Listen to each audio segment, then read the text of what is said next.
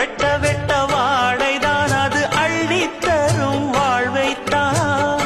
வெட்டி போட்ட மண்ணுதான் அதை கட்டி காத்தா பொண்ணுதான். நாம் வாழும் வாழ்வே அது சில காலம்தான். உறவோடு வாழ்ந்தா அது பூக்கோலம்தான். கெட்டாலும் பட்டாலும் உன் பேரன்தான். என்னடி ஞான பெண்ணே, உண்மை சொல்லடி ஞான பெண்ணே. நடந்தால் 2 அடி, இருந்தால் 4 அடி.